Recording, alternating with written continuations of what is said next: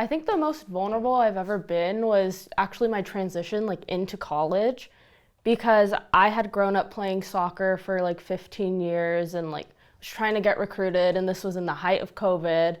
And then on a whim, I just decided, you know what, UCLA is the school for me. And I definitely still wanted to be an athlete.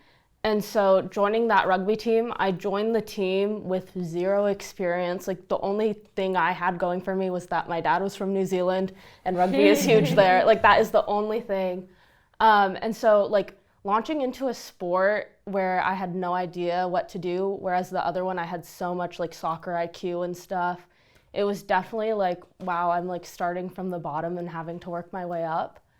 But I think I like relearned that like I actually love like learning sports. Like I love learning about like the intricacies and the strategies that come with it, and just like working different muscles in your body. It just was really fun. And I think like it showed me that being vulnerable is sometimes like a good thing to like progress as people.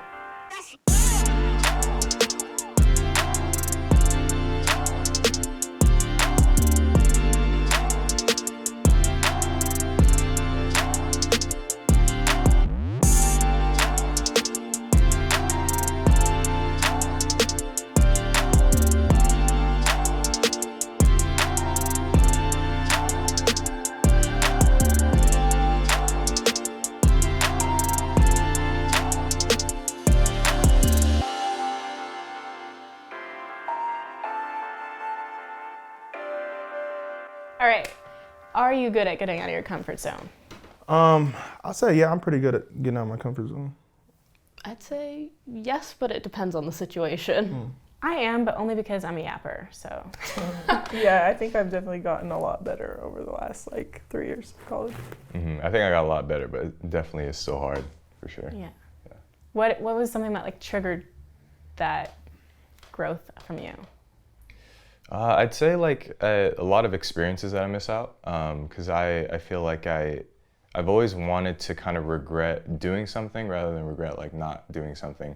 And I've always tried to, you know, kind of experience more things, especially outside of my comfort zone, and just kind of see where it goes, because you know, you never know what you might end up liking to do. You know, you might meet new people, have these new experiences you might not have had before. So it's always kind of, I try my best to kind of get out of my comfort zone.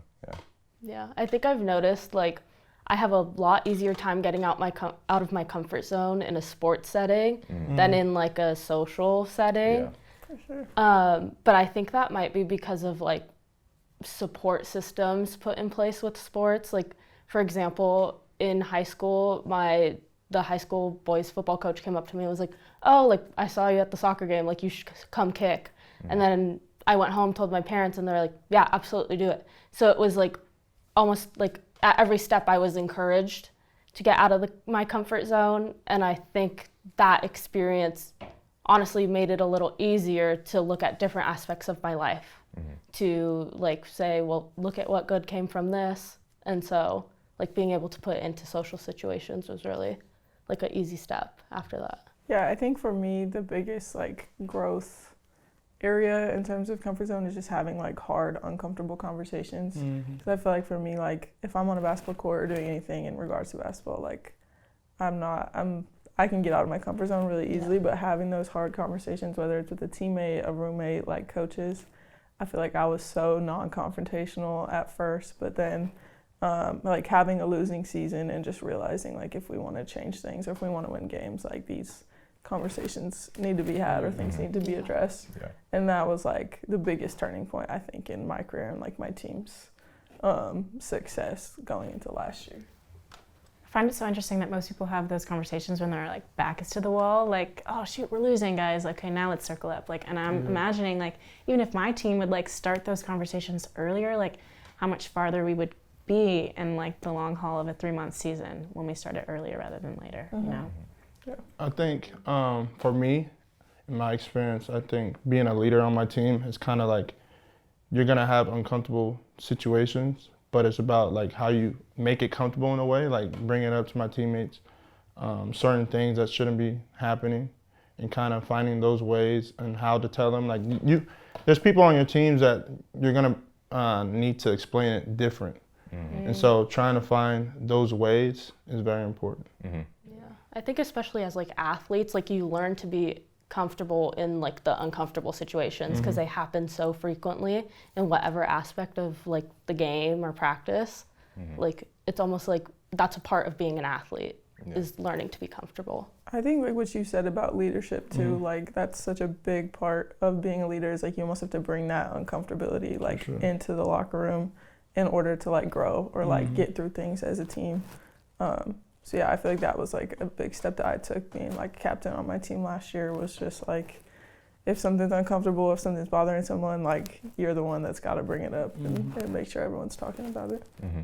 Yeah, I think it's definitely like knowing like your personnel, especially like with a team, and just like kind of knowing the people you have around you and how to speak with them. Because you know you'll have one guy that you know needs like positive encouragement, and you might have another person that you know kind of needs a little bit more fire, a little bit more aggression to kind of wake them up a little bit. And I think like again that's kind of with just how close you are with you know your team and the people around you. And I also think just having like a strong leader too to kind of you know bring everybody together and rally everybody together is able to kind of bring everybody out of that comfort zone and try to have them experience a little bit more of that. Yeah, we did this one exercise, or I like vividly remember because I was never like put on the spot in the way that I was during it. But our sports psych lady came up and she was like, "Yeah, like we want you guys to basically create like a lifetime story so your teammates can get to know you better. And you basically go up there and then share your most vulnerable moments. And mine was like a big part of my life was when my dad had a stroke. And I think like because my teammates didn't know that and didn't know how I overcame it, and they just looked at me different and like supported me differently. And I swear I saw like a correlation to on the field because you're like moving with a bit more patience when you really get to know someone's story. And I genuinely feel like it was one of the best exercises that my team did. Time for a funsy one. Okay, beach, mountains, or big city? I'm gonna say beach. Beach. Beach. I think beach or mountains, just like outside, either one. I'd say mountains. Interesting. Yeah. Why mountains? Well, for starters, I think I've been around the beach too long. Being from Hawaii, yeah. I mean, yeah, I still love the beach, but I think just the mountains, I think the view, if you pick like the right spot to like hike or something, just seeing that view, you can just sit there and you can just think about, you know, anything. And I feel like that's where you can kind of get that inner peace again, you know, after all the, you know, stressful times throughout the week, you know, bad practices, bad games, you can kind of go to that spot and kind of just see that everything isn't as serious as you would think, yeah. Yeah, I feel the same way, like being from Washington and then going to school in Oregon, like all the hikes and just like the views, just like the scenery that you can see in the Northwest is crazy. And I feel the same way, like I've seen some views where I'm just like, wow, life. Like, life. Yeah. It's like, it really be making you think, for real. Like, I put a ball in a hoop every day, but like, this is crazy. Yeah. Does anyone have any crazy travel stories that they want to share? Well, my mom's from Croatia, so we go there like every other summer. And there was one time for my aunt's birthday, we went to this like secret private cove on the island we're from. And my aunt, for some reason, refuses to get like automatic cars, so she only gets stick shift. And if you've ever been to Croatia, the streets are this big. They're not even like driveways. And we were on this cliff, and she stalled out, and her back tire was off the edge of the cliff. And my mom was like, "Please just let my kids out of the car before we go off this thing." And then it ended up being a wonderful trip. Yeah, it was great. It was so relaxing. So we survived. Yeah, so we just laid on the beach. Good vibes. Yeah. I have one that's like, it was in Hawaii actually. I was in Oahu visiting my family, and I really wanted to hike Cocoa Head, which is like, it's this mountain, but it's like, they're like stairs. It's like a straight up like staircase basically. And no one wanted to do it with me. And so I was like, I'm just gonna go do it by myself. And I didn't really think about the time that I was going, and it was like evening. And so the sun is like setting as I'm going up, but I'm getting to the top, like whatever, and I'm by myself. And then I get up there and I'm just like looking out, like I don't get to go to Hawaii often, so I'm just like enjoying the view. And it's like dark at like about to get like really dark. And I'm just sitting up there and like lose track of time, whatever, and all of a sudden it's like pitch black, like it's dark. My phone dies. Oh. So I have to like go down and it's pitch black, like no one's there. I'm like by myself and you like can't see the steps. Oh, And there's some steps where it's like there's no steps Yeah, and yeah. like you can like fall through. So I literally had to sit down and like inch my way down like a mile and a half in the pitch black by myself. And like, yeah, it was so scary because I remember like when you're coming up, you can see like where there's no steps, but like I didn't know where they were when I was going down, so I just like sat down the whole time. That one takes a cake.